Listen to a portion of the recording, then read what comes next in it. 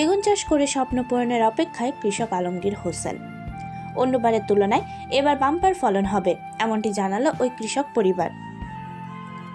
মোহাম্মদ মোয়াজ্জেম হোসেন সাদির পাঠানো তথ্যচিত্রে বিস্তারিত জানাচ্ছি আমি সুমাইয়া ইসলাম। সাতক্ষীরার কালীগঞ্জ উপজেলার কৃষ্ণনগর এলাকার কৃষক আলমগীর হোসেনের স্বপ্ন পূরণ হতে চলেছে।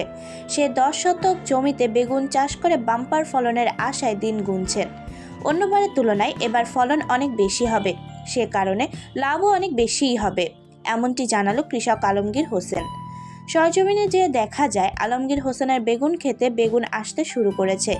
বেগুন গাছের চেহারা দেখে বোঝা যাচ্ছিল যে এবার বাম্পার ফলন হবে। তবে আলমগীর হোসেন জানান, ইন্ডিয়ান সাঙ্গোরা বেগুন বীজ লাগিয়েছে, গাছে বেগুন আসতে শুরু করেছে, এবার ফলন অনেক বেশি হবে। আমি মোহাম্মদ আলমগীর হোসেন, আমি একজন কৃষক এবং একজন সার বীজ ব্যবসায়ী।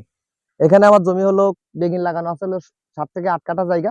এখানে বেগুন আসা পর্যন্ত খরচ হয়েছিল 5 থেকে 6 হাজার টাকা, কিন্তু আমি আশা করতেছি এখানে আমার 50 থেকে 60 হাজার টাকা কেনা বেচা হবে এবং প্রতি সপ্তাহে 2বার বেগুন ওঠে। 70 থেকে 80 কেজি মাল এখানে আমি সপ্তাহে পাই।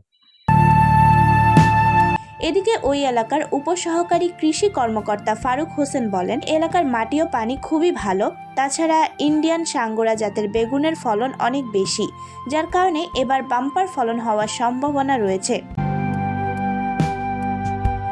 জন্য সেক্সফেরন ফাঁদ ব্যবহার করার জন্য বলে থাকি, সাথে সাথে অন্যান্য যে জাপ জাসিড পোকা আছে সেগুলো দমানোর জন্য ইয়েলো ট্র্যাপ বা হলুদ ফাঁদ ব্যবহারের জন্য বলে থাকি। তো আমার এলাকায় এবার বেগুনের বাম্পার ফলন, সানগ্রো জাতের বেগুন, সাথে সাথে ভেনা 212 এবং আমাদের বাড়ি বেগুন 12, সাথে সাথে বিটি বেগুন, এই জাতের অনেক চাষাবাদ এই এলাকায় সম্প্রসারণ হয়েছে। তো কৃষকরা প্রথম দিকে ভালো দাম পেয়েছিল, এখনও মোটামুটি দামটা ভালো আছে, 20-25 টাকা কেজি আছে।